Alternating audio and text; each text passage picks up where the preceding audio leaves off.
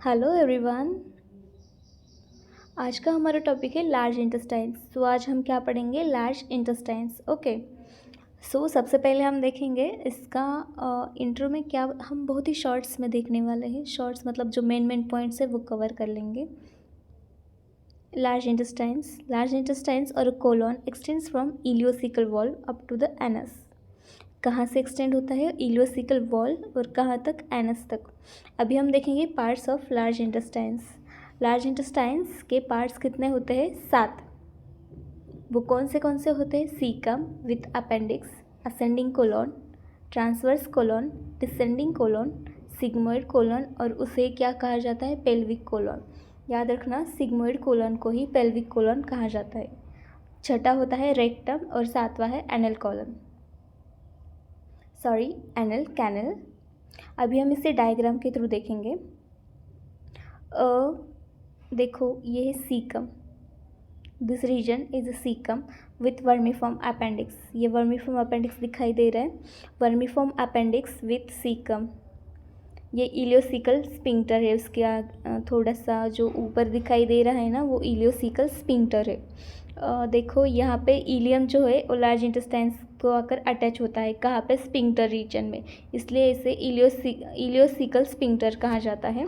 और ये sphincter ilium से सीकम में जो ट्रैवल करता है, फूड व डाइजेस्टिव फूड वगैरह जो भी है, उसे वो क्या करता है? रेगुलेट करता है, इसलिए वो उसे स्पिंक्टर कहा जाता है। उसके आगे है टीनिया कोलाई। टीनिया कोलाई जो है वो एंटायर लार्ज इंटेस्टाइन में है। कहाँ तक? सिग्मोइड कोलन तक है। और ये क्या है? रिबन लाइक स्ट्रक्चर है। इसके बाद है असेंडिंग कोलन। दिखाई दे रहा है आपको, यहाँ पे नाम है तो आपको साफ से समझ में आ जाएगा। उसके बाद है राइट कोलिक फ्लेक्चर और इसे ही हिपैटिक फ्लेक्चर कहा जाता है, क्योंकि जो लीवर है, लीवर के यहाँ से वो मतलब कर्व हो जाता है, तो इसलिए इसे राइट कोलिक फ्लेक्चर या हिपैटिक फ्लेक्चर कहा जाता है। राइट साइड में होता है इसलिए। इसके बाद है ट्रांसवर्स कोलन। ट्रांसवर्स कोलन के बाद है लेफ्ट कोलिक फ्लेक्चर या स्प्लीनिक फ्लेक्चर। ये जो लेफ्ट साइड में होता है स्प्लीन की तरफ होता है। जहाँ पे स्प्लीन होता है वहाँ पे ये कर्व होता है, इसलिए इसे कहा जाता है लेफ्ट कोलिक फ्लेक्चर या स्प्लीनिक फ्लेक्चर। उसके बाद है डिसेंडिंग कोलन। आपको नाम दिखाई दे रहा है, यहाँ पे पॉइंट्स भी दिखाई दे रहे हैं, तो आपको समझ में आना चाहिए कि यहाँ कहाँ पे। ओके, ये देखो टीनिया कोलाई यहाँ पे भी है। टीनिया कोलाई क्या बताया था कि टीनिया कोलाई जो होता है वो रिबन लाइक स्ट्रक्चर होता है। उसके बाद हम देखेंगे सिग्मोइड कोलन। सिग्मोइड कोलन आपको दिखाई दे रहे हैं, यहाँ पे है। उसके बाद रेक्टम, एनल कैनल और एनस। तो यहाँ पे हम 7 पार्ट्स देख सकते हैं। उसके बाद हम देखेंगे लार्ज इंटेस्टाइन्स में जो जूस सीक्रेट होता है तो उसका कंपोजिशन क्या है। ये देखो composition of large intestinal juice. उसमें 99.5% वाटर होता है और सॉलिड जो होता है वो 0.5% होता है। तो सॉलिड 0.5% उसमें कौन कौन होता है? एक ट्रिक है, AG mud. A for albumin, G for globulin, mud का हम यम यूडी लेंगे, तो M for mucin, U for urea and D for debris of epithelial cells. So ये 5 जो है ऑर्गेनिक सब्सटेंसेस है, किसमें? जो हमारे इंटेस्टाइनल जूस है उसमें प्रेजेंट होते हैं, वो वाले। इसके बाद हम देखेंगे इनऑर्गेनिक सब्सटेंसेस। इनऑर्गेनिक सब्सटेंसेस कौन कौन है?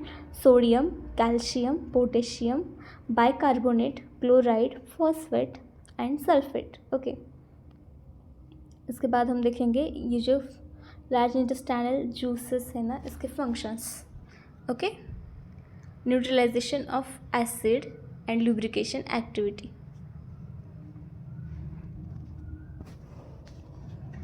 न्यूट्रलाइजेशन कैसे होता है? हमारे लार्ज इंटेस्टाइन्स में बहुत सारे बैक्टीरिया होते हैं। ओके, वो बैक्टीरिया क्या करते हैं? एसिडिक प्रोडक्शन करते हैं। तो उस एसिड को न्यूट्रलाइज कौन करता है? Intestinal juice. कैसे? क्योंकि उसका नेचर अल्कलाइन होता है। अब ये अल्कलाइन नेचर किसकी वजह से होता है? अल्कलाइन नेचर होता है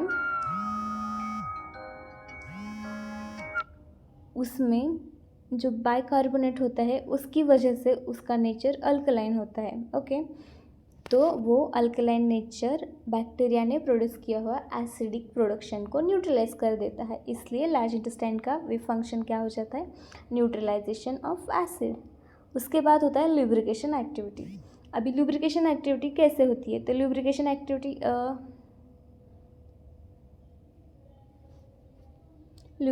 एक्टिविटी में ऐसा होता है कि जो इंटेस्टाइनल जूस है वो म्यूसिन प्रोड्यूस कर देता है। तो म्यूसिन क्या कहता है, जो म्यूकोसा है लार्ज इंटेस्टाइन का उसे वो ल्यूब्रिकेट कर देता है और बाउल मूवमेंट फैसिलिटेट कर देता है।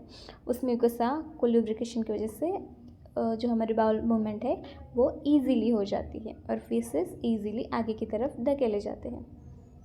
उसके बाद है फंक्शंस ऑफ लार्ज इंटेस्टाइन्स।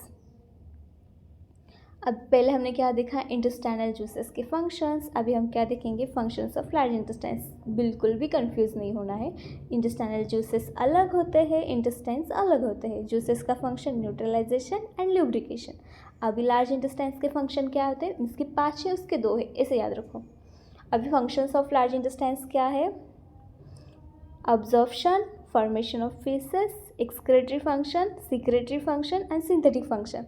अभी हम एक एक देखेंगे। तो पहला कौन सा था, अब्जॉर्प्टिव फंक्शन। ओके, अभी अब्जॉर्प्टिव फंक्शन में क्या है, पहला है वाटर ऑब्जर्व कर लेता है, इलेक्ट्रोलाइट ऑब्जर्व कर लेता है, ऑर्गेनिक सब्सटेंसेस ऑब्जर्व कर लेता है, अल्कोहल ऑब्जर्व कर लेता है, और जो 5वां है drugs like anaesthetic agent, sedatives and steroids.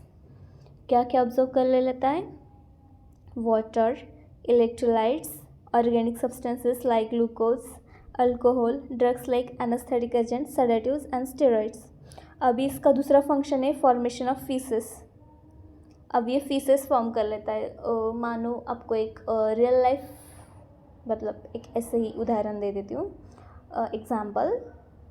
उसमें देखो कुछ लोग होते हैं दूसरे लोग का फ़ायदा ले लेते हैं, और जब उनका फ़ायदा ले लेना ख़त्म हो जाता है तो उन्हें उनकी ज़िंदगी से निकाल लेते हैं। वैसे ही हमारे इंटेस्टाइन्स क्या कर लेते हैं, जो हमने खाना खाया है उससे जो न्यूट्रिएंट्स, वाटर जो भी मिल पाता है वो ले लेते हैं, और उसे जब उससे कुछ नहीं मिल पाता तो उसे फीसेस के फॉर्म में आगे ढकेल देते, तो वो हमारे फीसेस हो जाते हैं। समझ में आ रहा है, मतलब जो हमने फूड इनटेक किया है उससे जब सारे न्यूट्रिएंट्स, वाटर सब कुछ ले लेते हैं हमारे इंटेस्टाइन्स, अब उसमें लेने लायक कुछ भी नहीं बचा होता है, तो उसे फीसेस के फॉर्म में आगे ढकेल दिया जाता है।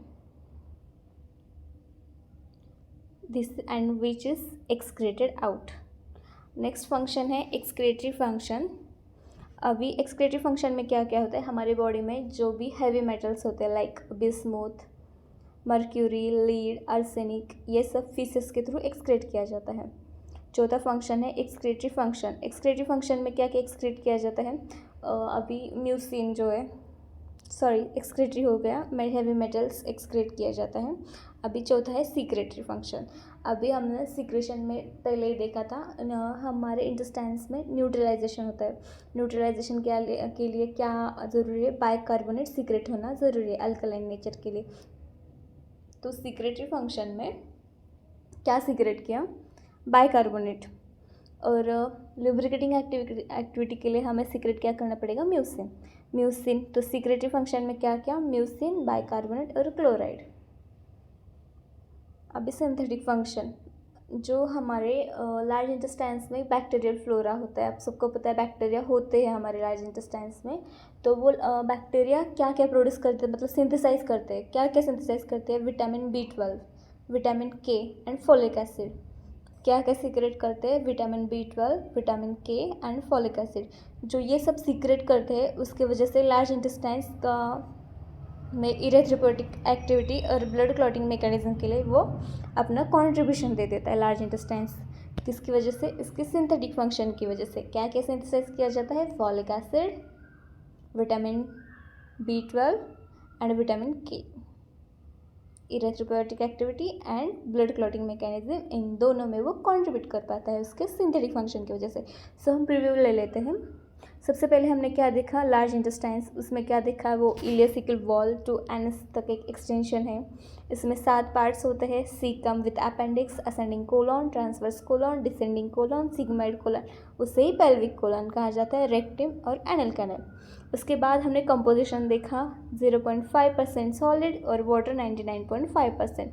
अभी सॉलिड में कौन कौन, ऑर्गेनिक और इनऑर्गेनिक। ऑर्गेनिक में कौन, A G mud, albumin, globulin, mucin, urea and debris. और इनऑर्गेनिक में sodium, potassium, calcium, phosphate sulphate और हमारा bicarbonate and chloride. Function of large intestines, function of large intestinal juices कौन सा, neutralisation and lubrication. And functions of large intestines, absorptive function, formation of faeces, excretory functions, secretory function, synthetic function. That's it. Thank you so much. अगर इसमें और भी कुछ points आपको चाहिए, कुछ एक्सप्लेनेशन चाहिए, तो आप कमेंट बॉक्स में कमेंट कर सकते हैं। Thank you so much.